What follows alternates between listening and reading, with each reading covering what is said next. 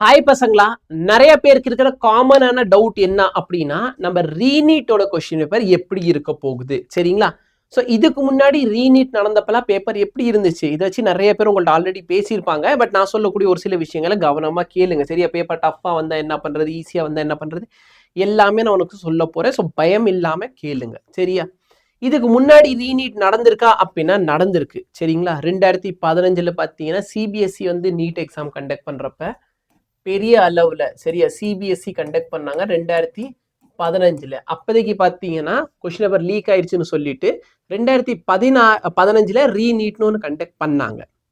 Okay, அதுக்கு அடுத்து இப்போ வரைக்கும் ஃபுல் ஸ்கேல்ல ரீநீட் கண்டக்ட் பண்ணல. அது என்ன சார் ஃபுல் ஸ்கேல்ல ரீநீட் பண்ணலன்னா, என்டிஏ 2019 தான் இந்த பிசினஸ்குள்ளேயே வந்தாங்க. அதுக்கு முன்னாடி அவங்கெல்லாம் கிடையாது, சிபிஎஸ்சி தான் இந்த பேப்பர் எடுத்துக்கிட்டு இருந்தாங்க. ஸோ 2019 தான் நம்ம தலைவர் என்டிஏ இதுக்குள்ளே என்டர் ஆனாரு.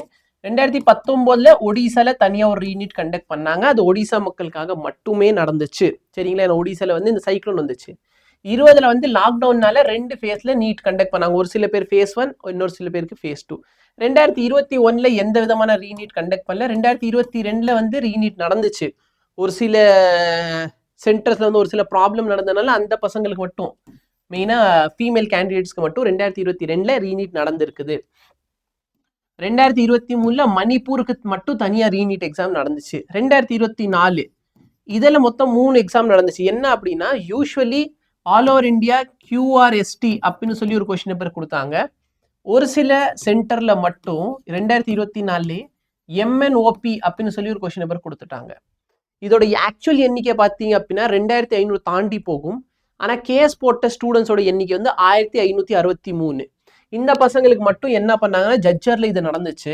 ஓகே, ராஜஸ்தான்ல இருக்க ஒரு சென்டர். ஸோ ஜட்ஜர்னு சொல்லி இருக்கும், நெட்ல சர்ச் பண்ணி பார்த்தீங்கன்னா உங்களுக்கு தெரியும்.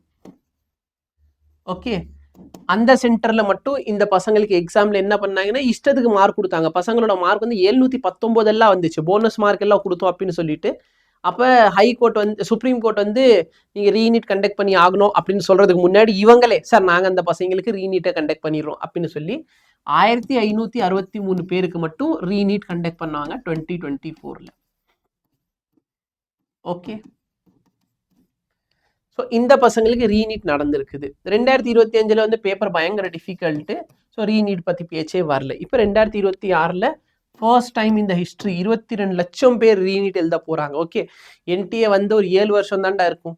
இந்த 7 வருஷத்தில் பார்த்தீங்கன்னா என்டிஏக்கு அடியில் வந்து 70 கொஸ்டின் பேப்பர் வந்து லீக் ஆகிருக்குது. ஓகே, அதனால் பார்த்தீங்கன்னா வருஷத்துக்கு 10 பேப்பர் லீக் பண்ணுற ஒரு ஆவரேஜ் வச்சுக்கிட்டு போகிற ஒரு நிர்வாகம் தான் என்டிஏ. பட் நம்ம கேள்வி அது இல்லை, பேப்பர் எப்படி சார் வரும்?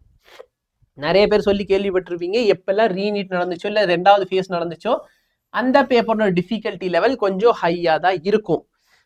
சார் அப்போ ஹைனா என்ன சார் அர்த்தம்? சரி, நான் ரொம்ப சிம்பிளாக சொல்கிறேன். ஒரு பேப்பர் வந்து ஈஸியாக இருந்தால் அதுக்கு என்ன அர்த்தம் சரியா? அப்போ அதில் ஈஸி பேப்பர் அப்படின்னா அதில் ஈஸி கொஸ்டின் எவ்வளோ, மாடரேட் கொஸ்டின் எவ்வளோ, டிஃபிகல்ட் கொஸ்டின் எவ்வளோ, இதான் 3 கேட்டகிரியாக பிரிப்பேன். ஈஸி கொஸ்டின் வந்து 40+ கொஸ்டின் ஈஸியாக இருக்கும், ஒரு 5 கொஸ்டின்ஸ் கிட்ட மாடரேட்டாக இருக்கும். அப்படி இருந்தால் இது ஈஸி பேப்பர். மாடரேட் பேப்பர் எப்படி இருக்கும் அப்படின்னா 35+ கொஸ்டின் வந்து ஈஸியாக இருக்கும், மாடரேட் கொஸ்டின் ஒரு 5 கிட்ட மாடரேட் இருக்கும், அடுத்து டிஃபிகல்ட் 5. ஓகே, இது மேலே கீழே +or -1 or 2 போகலாம். ஓகே, ஒரு டிஃபிகல்ட் பேப்பர் எப்படி இருக்கும் அப்படின்னு பார்த்தீங்கன்னா ஈஸி கொஸ்டின் 30, மாடரேட் 5+ இல்லை 10 வரைக்கும் கூட போகலாம். அதே மாதிரி இதுவும் 5 to 10 வரைக்கும் போகலாம்.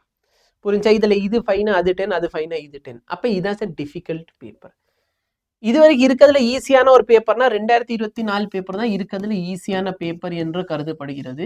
இருக்கிறதுல டிஃபிகல்ட்டான பேப்பர் அப்படின்னா எந்த டவுட்டுமே வேண்டாம், 2025 பேப்பர் தான் இருக்கிறதுல டிஃபிகல்ட்.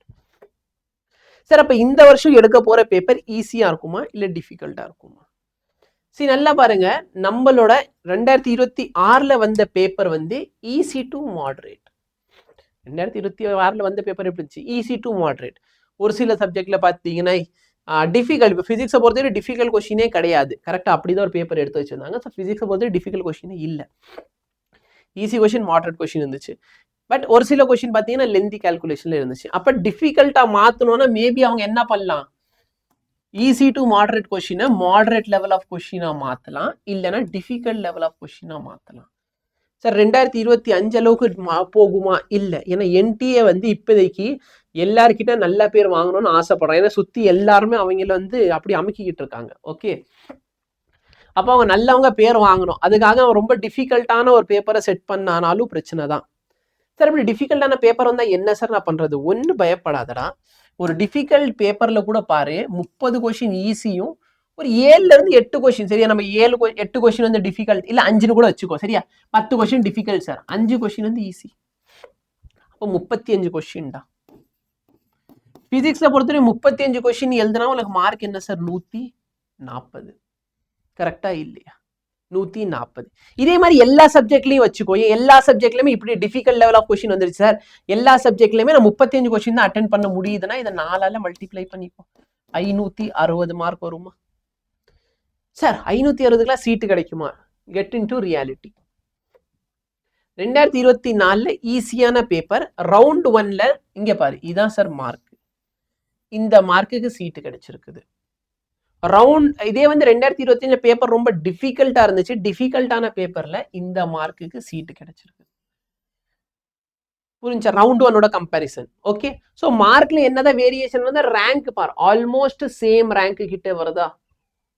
ஆல்மோஸ்ட் சேம் ரேங்க் கிட்ட உனக்கு சீட்டு கிடைக்கும். இதுதான் உண்மை. இதுல எந்த மாற்ற கருத்தும் கிடையாது. அப்ப பேப்பர் எப்படி வேணாலும் இருந்துட்டு போகுது சார். ஈஸியான பேப்பரா? ஈஸியான பேப்பரா இருந்துச்சுன்னா எல்லா சப்ஜெக்ட்லயுமே நல்லா பாரு. பாட்னி அண்ட் ஜுவாலஜில 360 டன் சார். சரியா? பிசிக்ஸ் அண்ட் கெமிஸ்ட்ரியில 150 300 சார். 300 வாங்கினா டோட்டல் எவ்வளோ ஆச்சு? 660. Seat sorted. ஓகே, ஸோ இதுக்கு ஸ்பிட் அப் எப்படி இருக்கும் சார்? 180 180 150 150. சார் நான் பிசி கேட்டகிரியில் இருக்கேன், கொஞ்சம் கம்மியான மார்க் எடுத்துக்கலாம். ஓகே, இதில் வந்து 5 மார்க் போச்சுன்னா கூட இதோட டோட்டல் வந்து 350. இதில் ஒரு 140 140 10 மார்க் இன்னும் குறைச்சிக்கோ, 630. சார் எனக்கு ஃபிசிக்ஸ் ரொம்ப கஷ்டமாக இருக்குது, கெமிஸ்ட்ரி ஈஸியாக வரும் அப்படின்னா கெமிஸ்ட்ரியில் மார்க் 10 மார்க்கை கூட்டிக்கோ. கெமிஸ்ட்ரியில் 150 எடுத்துக்கோ, ஃபிசிக்ஸில் 130 எடுத்துக்கோ. பட் எப்படிப்பட்ட கொஷின் பேப்பராக இருந்தாலும் சரிடா, நீ ஈஸியாக இப்போ 40 கொஷின் ஈஸியாக ஸ்கோர் பண்ண முடியும்னா 40 கொஷினை ஸ்கோர் பண்ணு. சரி, இந்த 40 கொஷின் எவ்வளோ டாப்பிக்லேருந்து வரும்? ஃபிசிக்ஸை பொறுத்தவரைக்கும் ரொம்ப மினிமம் அமௌண்ட் ஆஃப் டாபிக் தான் நீ படிக்க போகிற. ஓகே, என் லைவ் கிளாஸில் வந்து பாருங்க டெய்லி வந்து 12 ஹவர் மேரத்தன் போகுது. அதில் 3 hours physics, 3 hour chemistry, 3 hour botany, 3 hours zoology teach பண்ணிக்கிட்டு இருக்கோம். அதை அட்டென்ட் பண்ணு, உனக்கு everything is sorted. Okay, so cut off mark இப்படி தான் இருக்கும். டிஃபிகல்ட் பேப்பரா? டிஃபிகல்ட் பேப்பரோட cut off mark. Difficult paper வந்தால் எல்லாத்துலேயும் 140 140 140 140 சார்ட் அவுட் சார். டிஃபிகல்ட்டான 10 கொஸ்டின் எல்லா சப்ஜெக்டும் விட்டு மொத்தம் 40 கொஸ்டின் விட்டுட்டு தான் வரப்போற. அப்படியும் உனக்கு செலெக்ஷன் பாரு, 560ல் எல்லாருக்குமே சீட்டு கிடைக்கும். இங்கே வந்துட்டியா 660ல் எல்லாருக்குமே சீட்டு. சரியா? இந்த இடத்துல கூட்டிக்கோ, 660 உனக்கு கன்ஃபார்மாக சீட்டு கிடைக்க போகுது. இவ்வளோதான்டா. It is as simple as that. அதே பிசி கேட்டீங்கன்னா 630. ஓகே, ஸோ ஃபைனல் ரேங்க்கு சரி, இது first round of counselling. Final ரவுண்டில் வரப்பெல்லாம் இன்னுமே பார்த்தீங்கன்னா மார்க்கு கம்மி ஆகும். ஸோ இது வந்து 2025ஓட ஃபைனல் மார்க், அதனால் பயப்பட வேண்டாம். சார் எனக்கு இப்போ நான் 2026ல் எக்ஸாம் எழுதுனேன். எனக்கு 2026ல் நான் எக்ஸாம் எழுதுறப்ப ஒரு 300 மார்க் தான் வந்துச்சு. அப்படின்னா என்ன பண்ணுறது? சப்போஸ் உன் மார்க் 300 விட கம்மியாக இருக்குது அப்படின்னா என்னோட ஹம்பல் அட்வைஸ் என்னவா இருக்கும்னா, நீங்கள் ட்ராப் எடுத்து ட்ராப் இயருக்காக ப்ரிப்ரேஷனை ஸ்டார்ட் பண்ணுங்கள். நீங்கள் வந்து இந்த 1.5 மாதம் இப்போதைக்கு இது பண்ண வேண்டாம். சரியா? இல்லை சும்மா படித்து வச்சுக்கணும் சார், ஒரு 4 டாபிக் வச்சு படிப்பீங்கன்னா தாராளமாக படிங்க. ஓகே, இல்லைனா அங்கே போகிறது தான் உங்களுக்கும் நல்லது. சரியா? ட்ராப் இயருக்காக ப்ரிப்பரேஷன் ஆரம்பிங்க. சார் நான் 400 எடுத்திருக்கேன், நான் 550 வர முடியுமா? தாராளமாக வரலாம். பட் ப்ராப்பராக உட்காந்து படி. நான் டெய்லி கிளாஸ் எடுத்துக்கிட்டு என் கிளாஸை பாரு, அதை தாண்டி ஒரு கொஸ்டின் வர போகிறது இல்லை. புரிஞ்சா? எஸ், அதை மட்டும் நீ சார்ட் அவுட் பண்ணிக்கோ, உனக்கு போதுமானது. ஓகே, யக்கீன் பேட்ச்ல இன்னும் என்ரோல் பண்ணாதவங்க தயவுசெய்து யக்கீன் பேட்ச்ல என்ரோல் பண்ணிக்கோ. யக்கீன் பேட்சை பொறுத்த வரைக்கும் பார்த்தீங்கன்னா year long droppers batch. Year long droppers batch. எந்த ட்ராப்பர் பேட்ச் எடுத்தாலும் சரி இந்தியாவில் வந்து இந்த ரேட்ல யாரும் பண்ண மாட்டாங்க. ஓகே, பிடபிள்யூல பண்ண மாட்டாங்க. அடுத்த வருஷம்லாம் இதே ரேட்டுக்கு வர வாய்ப்பே கிடையாது. ஓகே, இந்த வருஷம் பசங்களுக்காக, நம்ம பசங்க ஏற்கனவே ரொம்ப பாதிக்கப்பட்டிருக்கீங்க. சரியா? நீட்டு ரீநீட்டு சொல்லி ஏற்கனவே ப்ராப்ளம், அதனால இந்த ஆஃபர் கொடுத்துக்கிட்டு இருக்கோம். ஸோ லைவ் லெக்சர்ஸ் இருக்க போது பை டாப் ஃபேக்கல்ட்டி, டிபிபி கொடுத்துருவோம், வீடியோ சொல்யூஷனோட ரெகுலர் டெஸ்ட் இருக்கும், டிஸ்கஷன் செஷன் இருக்கும், டவுட் சப்போர்ட் உனக்கு அவைலபிளாக இருக்கும். சரியா? ஏஐ குரு அவைலபிளாக இருப்பாங்க. உனக்கு இந்த டவுட் எல்லாம் ஒரு சார் இந்த லெசன் எப்படி படிக்குது, இந்த லெசனில் எந்த டாப்பிக்கும் படி, எந்த டவுட் கேட்டாலும் இந்த ஏஐ வந்து உனக்கு ஹெல்ப் பண்ணும். கிளாஸ் ரூம் நோட்ஸ் ஆகலாம், mind map, short notes, PYQ solution, இதெல்லாம் நான் ரெடி பண்ணி வச்சுட்டேன் ஆல்ரெடி. ஓகே, நீ ஜாயின் பண்ணி எல்லாமே உனக்கு கிடைச்சிரும். ஆக்சுவலாக பார்த்தீங்கன்னா ரேட் வந்து 1499 காட்டும். பட் இந்த வீடியோ பார்த்துட்டு போறீங்கன்னா தமிழ் 500 கோட் டைப் பண்ணி உனக்கு இந்த பேட்ச் ஒரு 999க்கு கிடைச்சிரும். சொல்றது புரியுதா? ஓகே, ஸோ கொஷின் பேப்பர் எப்படி வேணாலும் இருந்துட்டு போது, நீ பயப்படாமல் இரு, டெய்லி உட்காந்து கிளாஸை கவனி. ஓகே, ஈஸி பேப்பர்னா கட் ஆஃப் அதிகமாக போகும், டிஃபிகல்ட் பேப்பர்னா கட் ஆஃப் ஈஸியாக இருக்கும். மற்றபடி தேவையில்லாத எந்த சிந்தனையும் ஈடுபட வேணாம். Thank you so much, have nice day.